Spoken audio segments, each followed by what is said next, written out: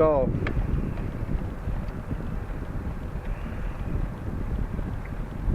I've been doing a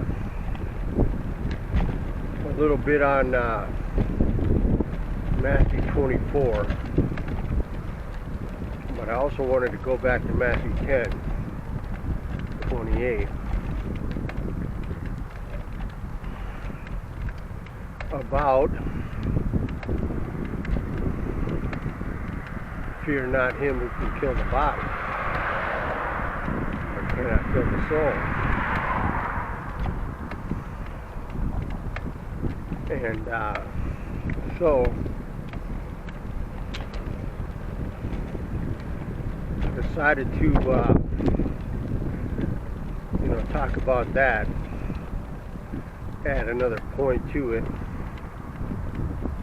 and that point is that the mind, or the brain, that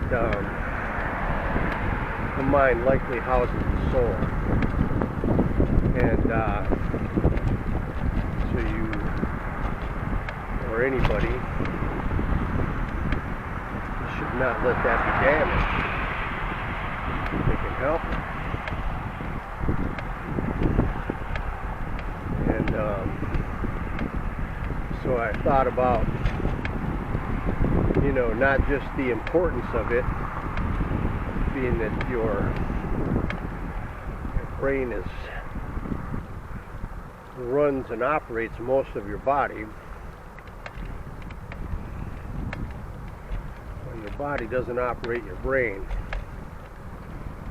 So when it says fear him rather that can destroy both soul and body, it mentions the soul first.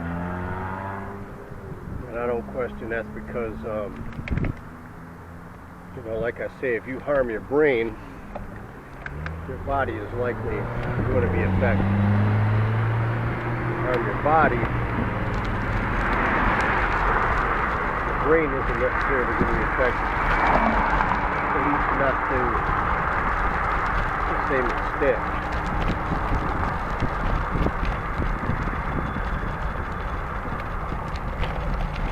So that's what I wanted to add. For people that question, why the soul might have been put ahead of the body in that context. So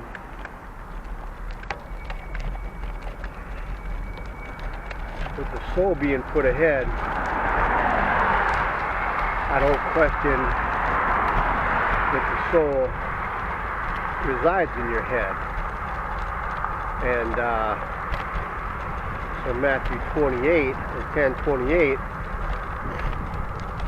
goes into, that fear him who can destroy the soul and body. So, just a heads up, pun intended, that this abomination that maketh desolation is likely pollution, or anything rather that can harm your soul to a great degree, which I don't question is operating in conjunction with your brain. And those two are basically the same place. So when Jesus said I and the Father are one, it also may have implied that your soul and your brain are one. And because I also don't question your Father is basically your most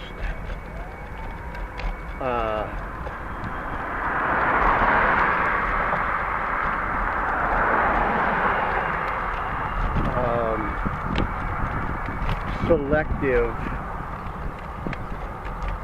response, you know, the most selective response to,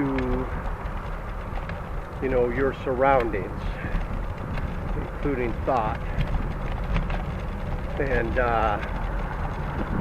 that is basically your father. If your father is the devil, you know, basically it may likely be because you're selecting that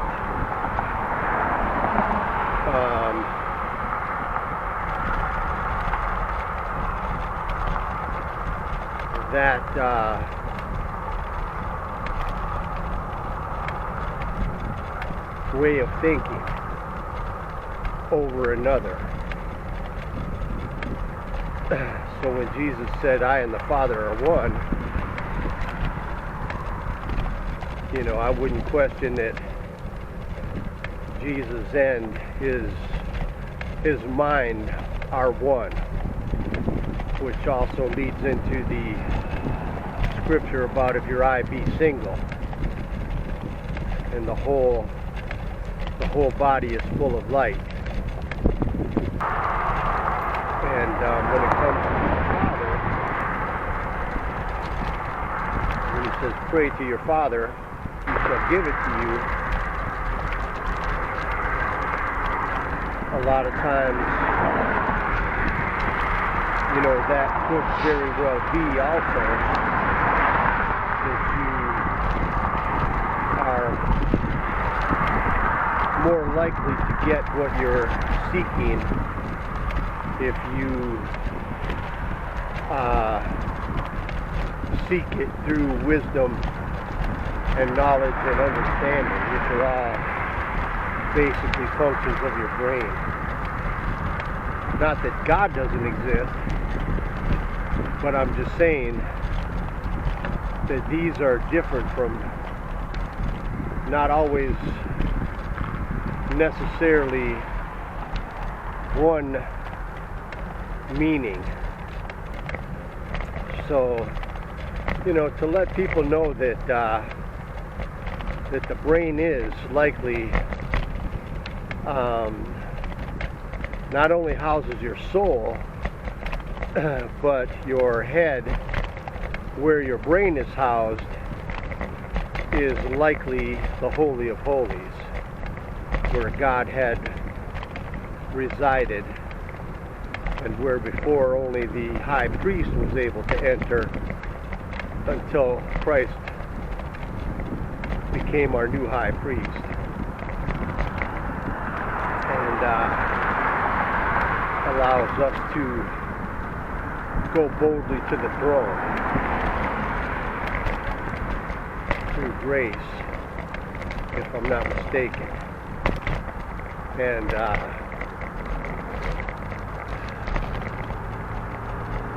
so, you know, that the world is likely going to possibly you know, downplay a lot of what I say, likely because they are against innocence and things like that. So, you know, to let people know that's basically the whole connection between the soul and the body.